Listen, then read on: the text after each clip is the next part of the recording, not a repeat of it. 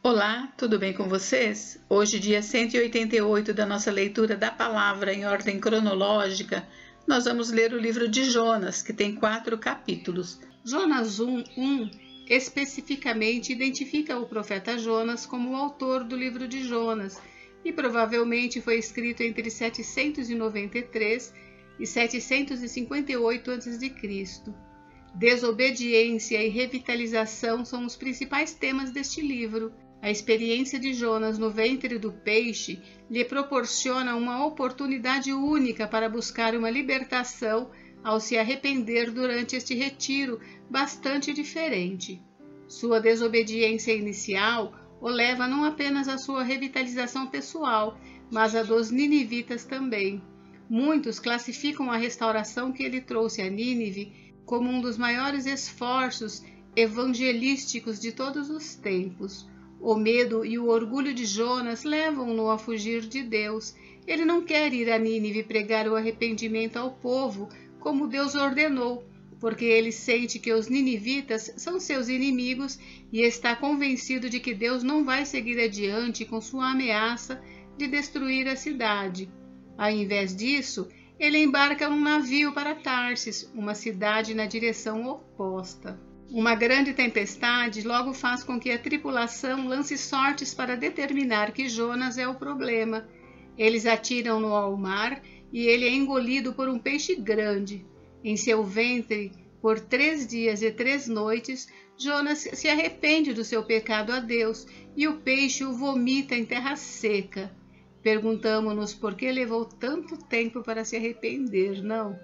Jonas, em seguida, faz a viagem de cerca de 800 quilômetros a Nínive e lidera a cidade a um grande reavivamento. Entretanto, o profeta fica insatisfeito, na verdade reclama, ao invés de agradecido, quando Nínive se arrepende. Jonas aprende a lição quando Deus usa o vento, uma planta e um verme para lhe ensinar que ele é misericordioso. Em Mateus 12, 40 a 41, Jesus declara que ele vai estar no túmulo a mesma quantidade de tempo que Jonas estava no ventre do peixe. Ele segue a dizer que enquanto os ninivitas se arrependeram diante da pregação de Jonas, os fariseus e doutores da lei que rejeitaram a Jesus estavam rejeitando aquele que é muito maior do que Jonas. Assim como Jonas trouxe a verdade de Deus sobre o arrependimento e salvação para os ninivitas, assim também Jesus traz a mesma mensagem de salvação alcançada apenas através de Deus. Não podemos nos esconder de Deus. O que Ele deseja realizar através de nós virá a acontecer, apesar de todas as nossas oposições e reclamações. Efésios 2:10 nos lembra que Ele tem planos para nós e vai assegurar que vamos nos conformar com esses planos. Quanto mais fácil seria se nós, ao contrário de Jonas, nos submetêssemos a Ele sem demora. O amor de Deus se manifesta em sua acessibilidade a todos, independentemente da nossa reputação, nacionalidade ou raça. A livre oferta do Evangelho é para todos os povos em todos os tempos. Nossa tarefa como cristãos é ser o meio pelo qual Deus fala ao mundo dessa oferta e alegrar-nos com a salvação de outras pessoas. Esta é uma experiência que Deus quer que compartilhemos com Ele, e não que sejamos ciumentos ou ressentidos com os que vêm a Cristo em conversões de última hora ou que passam por situações diferentes das nossas. Vamos à leitura?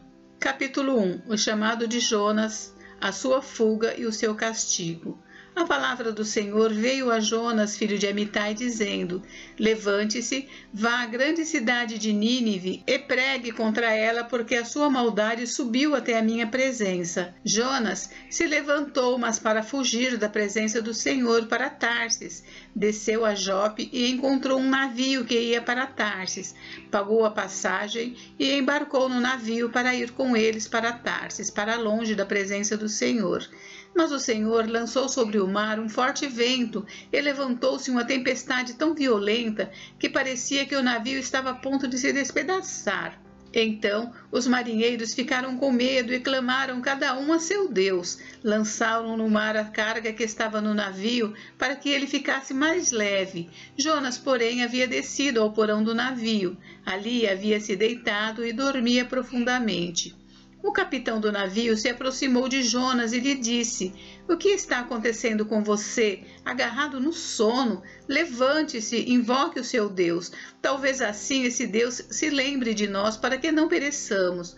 Os marinheiros diziam uns aos outros: "Vamos lançar sortes para descobrir quem é o culpado deste mal que caiu sobre nós." Lançaram sortes e a sorte caiu sobre Jonas. Então lhe disseram: "Agora nos digam, quem é o culpado por este mal que nos aconteceu?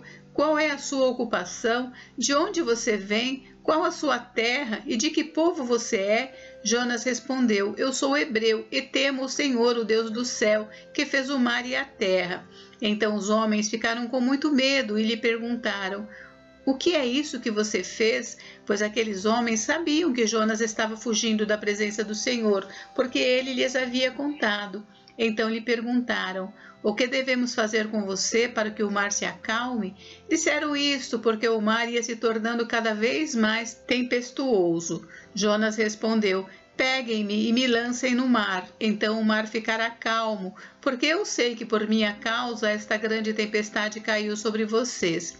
Em vez disso, os homens remavam, esforçando-se por alcançar a terra, mas não podiam, porque o mar ia se tornando cada vez mais tempestuoso contra eles. Então clamaram ao Senhor e disseram: "Ah, Senhor, rogamos-te que não nos deixe perecer por causa da vida deste homem, e não faças cair sobre nós este sangue inocente, porque tu, Senhor, fizeste o que foi do teu agrado." Em seguida, os marinheiros pegaram Jonas e o lançaram no mar, e a fúria do mar se acalmou. Então esses homens temeram muito o Senhor, ofereceram sacrifícios ao Senhor e fizeram votos. O Senhor ordenou que um grande peixe engolisse Jonas, e Jonas esteve 3 dias e 3 noites no ventre do peixe. Capítulo 2. A oração de Jonas. Então Jonas, do ventre do peixe, orou ao Senhor seu Deus e disse: "Na minha angústia clamei ao Senhor e ele me respondeu. Do ventre do abismo gritei e tu ouviste a minha voz, pois me lançaste nas profundezas, no coração dos mares, e a corrente das águas me cercou. Todas as tuas ondas e as tuas vagas passaram sobre mim. Então eu disse: estou excluído da tua presença. Será que tornarei a ver o teu santo templo? As águas me cercaram até a alma. O abismo me rodeou e as algas se enrolaram na minha cabeça. Desci até os fundamentos dos montes, desci até a terra, cujos ferrolhos se fecharam atrás de mim para sempre. Tu, porém, fizeste a minha vida subir da sepultura, ó Senhor meu Deus.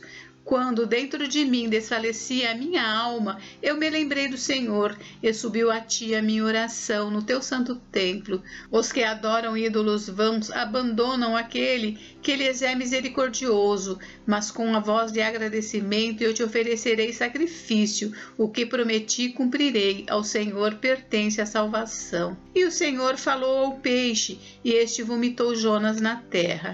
Capítulo 3. Jonas prega em Nínive. A palavra do Senhor veio a Jonas pela 2ª vez, dizendo: levante-se, vá à grande cidade de Nínive e pregue contra ela a mensagem que eu lhe darei. Jonas se levantou e foi a Nínive, segundo a palavra do Senhor. Ora, Nínive era uma cidade muito importante diante de Deus. Eram necessários 3 dias para percorrê-la. Jonas começou a percorrer a cidade, caminho de 1 dia, e pregava dizendo: ainda 40 dias e Nínive será destruída. O arrependimento dos ninivitas. Os ninivitas creram em Deus, proclamaram um jejum e vestiram roupa feita de pano de saco, desde o maior até o menor. Quando esta notícia chegou ao rei de Nínive, ele se levantou do seu trono, tirou os trajes reais, cobriu-se de pano de saco e sentou-se sobre cinzas, e mandou proclamar e divulgar em Nínive o seguinte: por mandado do rei e dos seus nobres, ninguém, nem mesmo os animais, bois e ovelhas, podem comer coisa alguma. Não lhes deem pasto, nem deixem que bebam água. Todos devem ser cobertos de pano de saco, tanto as pessoas como os animais. Então clamarão fortemente a Deus e se converterão, cada um do seu mau caminho e da violência que há nas suas mãos. Quem sabe, talvez Deus se volte e mude de ideia e então se afaste do furor da sua ira para que não pereçamos. Deus viu o que fizeram, como converteram do seu mau caminho, e Deus mudou de ideia quanto ao mal que tinha dito que lhes faria e não o fez. Capítulo 4. A raiva de Jonas e a misericórdia de Deus. Mas Jonas ficou muito aborrecido e com raiva. Ele orou ao Senhor e disse: Ah, Senhor, não foi isso que eu disse, estando ainda na minha terra? Por isso me adiantei fugindo para Tarsis, pois sabia que tu és Deus bondoso e compassivo, tardio em irar-se e grande em misericórdia, e que mudas de ideia quanto ao mal que anunciaste. Agora, Senhor, peço que me tires a vida, porque para mim é melhor morrer do que viver. E o Senhor disse: Você acha que é razoável essa sua raiva? Então Jonas saiu da cidade e sentou-se num lugar a leste da mesma. Ali construiu um abrigo, sentou-se na sombra para ver o que aconteceria com a cidade. Então o Senhor Deus fez crescer uma planta por cima de Jonas, para que fizesse sombra sobre a sua cabeça, a fim de o livrar do seu desconforto. E Jonas ficou muito contente por causa da planta. Mas no dia seguinte, ao amanhecer, Deus enviou um verme que atacou a planta e ela secou. Quando o sol nasceu, Deus fez soprar um vento leste muito quente. O sol bateu na cabeça de Jonas de maneira que ele quase desmaiou. Então pediu para morrer, dizendo: Para mim é melhor morrer do que viver. Então Deus perguntou a Jonas: Você acha que é razoável essa sua raiva por causa da planta? E Jonas respondeu: É tão razoável que até quero morrer.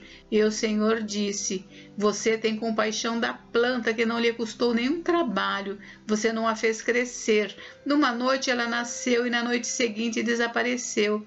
E você não acha que eu deveria ter muito mais compaixão da grande cidade de Nínive, em que há mais de 120.000 pessoas que não sabem distinguir entre a mão direita e a mão esquerda, e também muitos animais? Gente, encerramos por hoje, mas amanhã tem mais. Fiquem com Deus, Deus abençoe vocês. Até amanhã.